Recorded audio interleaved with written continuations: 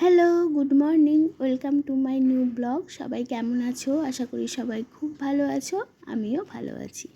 তো আজ হলো লক্ষ্মী পুজো, ভাদ্র মাসে। তো সমস্ত কিছু জোগাড় করে পুজো করাটা যে কি টাফ, তা আমি এখন বুঝতে পারছি। একটা সময় যখন শাশুড়ি মা ছিলেন, আমার শ্বশুরমশাইয়েরও বেশি বয়স হয়নি, তখন ওনারাই সবটা সামলে নিতেন আর আমি নিজে রান্না বান্না করতাম। এখন রান্নাবান্নার জন্য তো পিসি আছে, আর এইসব কাজগুলো আমি এখন একাই করি। শ্বশুরমশাই কোনো কিছুতেই আর নেই।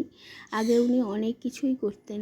আগে তিনজনা মিলে, মানে আমি, শাশুড়ি মা, শ্বশুরমশাই, তিনজনা মিলেই লক্ষ্মী পুজো উদ্ধার করতাম। কিন্তু আজকে বা এখন যেটা হয়েছে, পুজোটাও শ্বশুরমশাই করে না। শাশুড়ি মা যতদিন বেঁচে ছিলেন পুজো তো করতো, শাশুড়ি মা মারা যাওয়ার পরও উনি পুজো করতেন। কিন্তু এখন এমন হয়েছে যে উনি একদমই পুজো করেন না। তো এই লক্ষ্মী পুজো সম্পূর্ণটাই আমাকেই করতে হয়। তো ঠিক আছে, চলো। আর প্রত্যেকটা ফল ধুয়ে ধুয়ে আমি ঠাকুরকে গোটা ফলই দেবো, আর কাটা ফল সত্যি কথা এখন সময় নেই।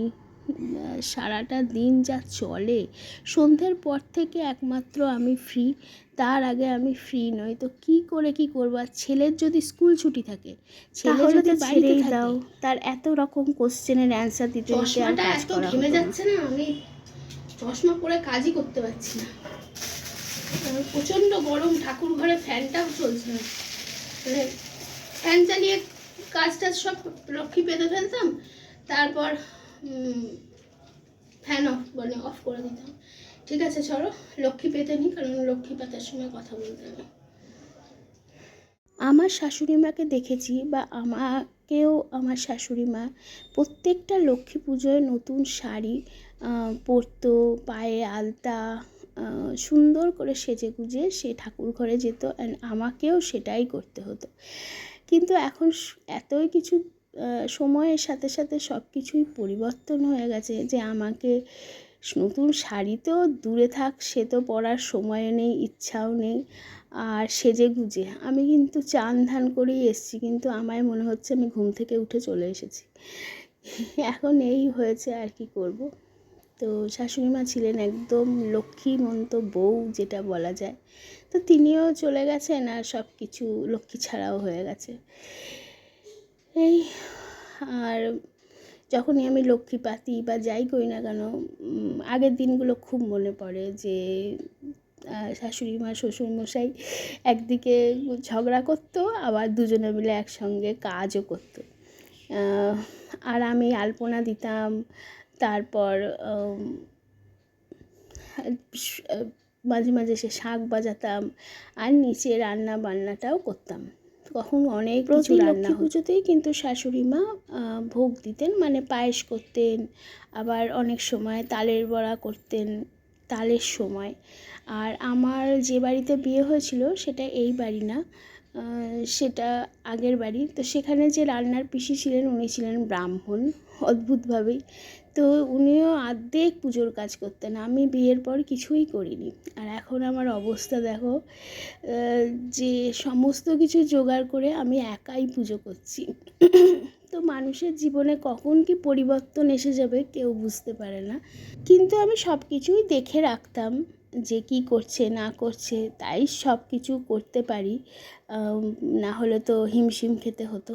এই হলো, শ্বশুরমশাই কীভাবে পুজো করতেন, শাশুড়ি মা কী কী করতেন, সেটা এসে আমি মাঝে মাঝেই দেখে যেতাম, বা অনেক সময় জোগাড়েও হেল্প করতাম, আবার নিচে গিয়ে রান্নাটাও করতাম। এখন তো খিচুড়ি একটা ভাজা হয়ে গেছে, তখন বাঁধাকপির তরকারি হতো, বেগুনি হতো, চাটনি হতো, অনেক কিছু হতো। আবার কিছুটা খাবার ননদের বাড়ি যেতে হতো, ভালোই পরিমাণ মতোই রান্না হতো, আমিই রান্না করতাম। রান্না করতে করতে একটা এক্সপিরিয়েন্স হয়ে গেছিলো যে কোথায় কিভাবে রান্না করতে হবে, কীরকম রান্না করতে হবে। কিন্তু এখন এই যে পিসি আসেনি, আমি দুদিনে হিমশিম খাচ্ছি, কিন্তু একটা সময় আমি 30-35 জনের রান্না করেছি। তো সবটাই জানো তো জীবনে অভ্যেসের ব্যাপার। তুমি যদি একবার ওই অভ্যেস থেকে বেরিয়ে যাও, তাহলে তোমার সেই অভ্যেসে ফেরা একটু তো কঠিন হয়ে পড়েই। যাই হোক, লক্ষ্মী পুজোটা তো করতে পেরেছি, এটাই অনেক। আবার এই সকালবেলা ফুল, মালা, মিষ্টি, যেখান থেকে আমি ফুল মালা কিনি সেখানে দোকান খুলেছে, মানুষ নেই। যে মিষ্টির দোকান থেকে আমি মিষ্টি কিনি দোকান খুলেছে, মানুষ নেই। আবার সেই হাঁটতে হাঁটতে কত দূরে গিয়ে সেই ফুল মালা সব নিয়ে এলাম। আর জানি না, আমি এখনও ক্লিপটা করিনি, ভিডিও ক্লিপ এখনও দেখিনি যে কলাটা দেখা যাচ্ছে কিনা, ঘটের যে কলাটা, মানে ওইটুকু কলাও পাওয়া যায়। যাই হোক, তার মধ্যে এই ছেলেকে স্কুল পাঠানো, আজকে রীতিমতো না খেয়েও চলে গেল স্কুলে। আমি দেখতে পারিনি বেশি। আর মানে ঠাকুর মঙ্গল করেছে আজকে পিসি এসেছে, নাহলে যে আমি কী করতাম আমি সত্যিই জানি না। মানে কি বলবো, এর জন্য ঈশ্বরকে কোটি কোটি ধন্যবাদ সে পিসি এসেছে, পিসি রান্নার দিকটা দেখে নিয়েছে। চলো আমি এখন খাই, খেয়ে আবার স্কুলের দিকে এগোই। ঠাকুর নোনো করো, চলে যাও, বসে নোনো করতে হয়, বসে নোনো করতে হয়।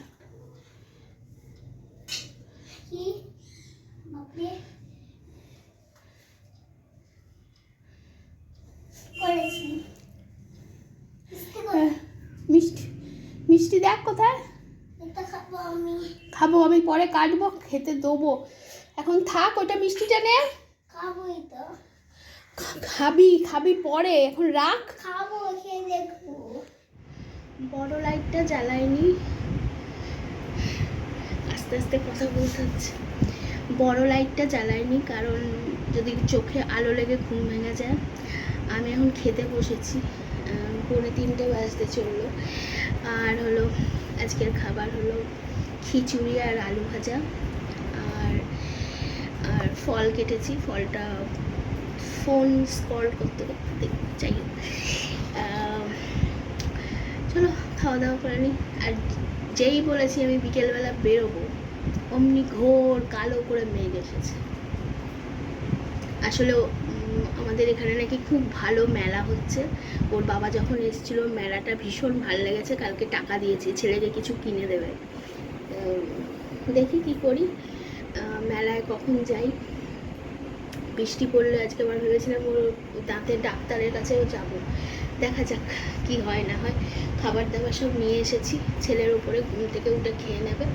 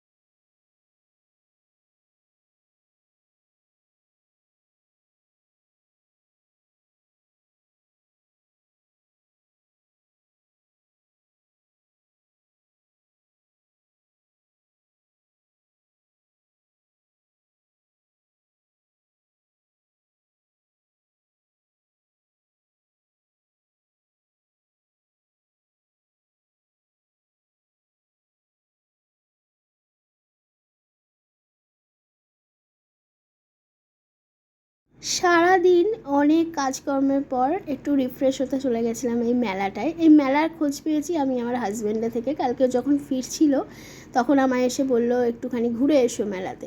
তো এই মেলাতে আমার প্রথম নয়, আমি আগেও এসেছি 2021 বা 18 বা 17, আমার ঠিক সালটা মনে নেই। তো দেখলাম সেরকম এখনও কিছু বসেনি, বলছে 10-12 দিন হয়ে গেছে, কিন্তু বসেনি। আর মেলা মানেই আমার চোখের সামনে ভাসে ঘুগনি। মেলার মতো ঘুগনি ভাই কোথাও পাওয়া যায় না। মেলা আর ট্রেনে আমার যেখানে বাপের বাড়ি, তো যখন রানাঘাট বা কৃষ্ণনগর থেকে একটা ঘুগনি ওঠে, যারা ওদিকের লাইনে যারা থাকো তারা জানো, ওফ কি টেস্ট, কি টেস্ট। যাই হোক, রানাঘাটের ঘুগনি তো বিখ্যাত। আর আমি ঘুরে ঘুরে ঘুরে ঘুরে ভিডিও করছি, ছেলে নিয়ে যতটুকু পারা যায় ততটুকুই। আর যখন আমি মেলায় এসেছিলাম আমি ভেবেছিলাম যে চকর কিছুদিন আগে বার্থডে গেছে, ওর জন্য একটা সফট টয়েস নেব। তো এগুলো সব অনেক বড় বড়, তো ভাবলাম একটু ঘুরে আসি, ওদিকেও অনেক দোকান থাকতে পারে, আর ছেলেকে কিছু রাইডে চাপাই। বাট ছেলে কোনো কিছুতেই চাপলো না, ওর নাকি ভয় লাগছে। সেখানে গিয়ে বলছে আমার মাকে চাপাও, আমার মা আমার পাশে বসবে, আমি চাপবো। এটা কোনো কথা? আমি নাকি বসবো? সে এখানে যে যিনি ছিলেন আর কি, তিনি হাসছেন, আমিও হাসছি, সেখানে সবাই হাসছে ওর কথা শুনে। তো যাই হোক, কোনো কিছুতেই ও চাপলো না। তা আমি টুকটাক টুকটাক দেখছি কি নেওয়া যায় না নেওয়া যায়। আর বাচ্চা নিয়ে গেছি, ও তো টানাটানি করছে যে চলো চলো বাড়ি চলো বাড়ি চলো। ওখানে ব্ল্যাক কালারের প্লেটগুলো আমার খুব ভালো লেগেছে, আর ওইদিকে হোয়াইট একটা বেশ ক্রিস্টাল টাইপের আমি কাপ দেখছিলাম, ওইটাও আমার বেশ ভালো লেগেছে। বাট বাচ্চা নিয়ে কেনাটা অসম্ভব। তারপর বয়ে বয়ে নিয়ে আসবো কী করে? অনেক জিনিস পছন্দ হলেও বয়ে বয়ে কী করে নিয়ে আসবো সেই ভেবেই অনেক কিছু কেনা হয় না। সঙ্গে কেউ একজন গেলে আবার ঠিকঠাক। তো এই যে এখানেই বলছে, এই রাইডটাতেই আমাকে বলছে তুমি বসো, তার পাশে আমি বসবো, দিয়ে আমরা ঘুরবো। কী বলবো আর। আর সত্যি কথা বলতে আমি ভীষণ ব্যাগ লাভার, তো ব্যাগের কাছে এসে আমি আবার দাঁড়িয়ে পড়েছি। বাড়ি এলাম, ফ্যান অফ, বিভৎস গরম লাগছে, হালকা করে এসিটা চলছে। তো তোমরা যাতে আমার ভয়েসটা ক্লিয়ারলি শুনতে পাও। তো ফার্স্টে এইটা এত গাড়ি টাড়ি থাকতে কিচ্ছু নিল না, এইটা নিল। বাট খারাপ হয়নি, এটা বুঝতে পারছো, এটা বাবলস। আর তার সাথে আছে এই যে পেন, তার সাথে নিবটা টিপলে এই যে ব্লিঙ্ক করছে একটা আলো, তো এটা ও নিয়েছে। তো আমি আমার জন্য কি নিয়েছি, আমার জন্য নিয়েছি, এটা খুবই কমন হয়ে গেছে এই কানেরটা, বাট এই ডিজাইনটা আমি পরিনি তাই নিলাম, যাই না কবে পরবো। নেক্সট এই যে বইয়ের মতো বইয়ের মতো এরকম বেশ সুন্দর কানের, এটা আমি অনলাইনে দেখেছিলাম, অনলাইনে বেশ 180 এরকম দাম বলছিল, বাট এখানে 20 টাকা নিয়েছে। সিরিয়াসলি অনলাইনের লোকেরা কি চোর না? এরা খুব নর্মাল সাধারণ মানুষ না, এটা টিনের ওপর রং করা, আমি জানি না। যাই হোক, এই হলো আমার, কবে পরবো জানি না, আমি তো অর্ধেক সময় কানেরই পরি না। এটা একটা অনলাইনে কানের কিনেছিলাম, তার সাথে এটা ফ্রি গিফট পেয়েছি। তার সাথে এটা কিনেছি আমি আমার মায়ের জন্য। আমার মা ব্যাগ খুব ভালোবাসে, বলে আমাকে অন্য কিছু দিবি না, ব্যাগ দিবি। তো মায়ের জন্য মনে হলো মা যখন রিহার্সালে যায় খাতা বইয়ের মধ্যে ঢুকে যাবে, ফোনও আই থিঙ্ক এইটার মধ্যে ঢুকে যাবে, তো মনে হলো যে ঠিক আছে ক্যাজুয়ালি একটা ব্যবহার করতে পারবে ব্যাগটা। তো এটা হলো আমার মায়ের জন্য। আর কিছুদিন আগে গেছে চকর বার্থডে, তো এটা নিয়েছি আমি চকর জন্য, চকর রিয়াকশানটা দেখবো। এটা ঠিক চকর, যে ও ভীষণ দেখছি, মানে একটা পুতুলও পছন্দ ছিল, ডল, মানে এত সুন্দর না, মানে চোখটা আমার আটকে যাচ্ছে, মনে হচ্ছে ওটাকে আমি কিনে ফেলি। কিন্তু কি হয়, মেয়েরা যতই বড় হয়ে যাক বা সে গার্ল থেকে ওম্যান হোক, সে মা হোক, যাই হোক না কেন, সে ছোটো একটা মানে মন থাকেই, যেটা আজকে আমার হয়েছিল। আমার ভীষণ ওটাকে টানছিল। তারপর ভাবলাম যে না, দরকার নেই, ঠিক আছে চলো। এখানে মনে হয় দাম বেশি না কি জানিও না কিছু, তবে বেশি দাম না। সফট টয়েস, আমি আর একটু ছোটো কিছু খুঁজছিলাম, যেটা মুখ একটা ছোট্ট আমার ব্যাগে না পুতুলের মতো ছিল, সেটাকে চকো লাফালাফি করছিলো, ওটা কেটে চকোকে দিয়েছিলাম। চকো মুখে নিয়ে নিয়ে ঘুরে বেড়ায়, খেলতো। তারপরে ওরম জিনিস কিছু খুঁজছিলাম, তো সেরকম পেলাম না, তো এটা নিয়ে এসেছি আমার চকো সোনার জন্য। চকো সোনার রিয়াকশান অবশ্যই তোমাদের দেখাবো। মেলায় যাব আর কিছু খাবো না, তোমাদের তো আগেই বললাম। ঘুগনি তো পেলাম না। মোমো দেখলাম, একজন নেপালি মোমো করছে। ও মনে হয় মেলার মধ্যে এন্ট্রি পায়নি, বাট ওকে এন্ট্রিটা দেওয়া উচিত ছিল, ভালো বিক্রি হতো। পাপড়ি চাট, বাট কি ঠিকঠাক বানাতে পারেনি। এখন সাবার করি, এটা ডিনার। তো চলো এবার চকোর রিয়াকশানটা দেখবো, চলো।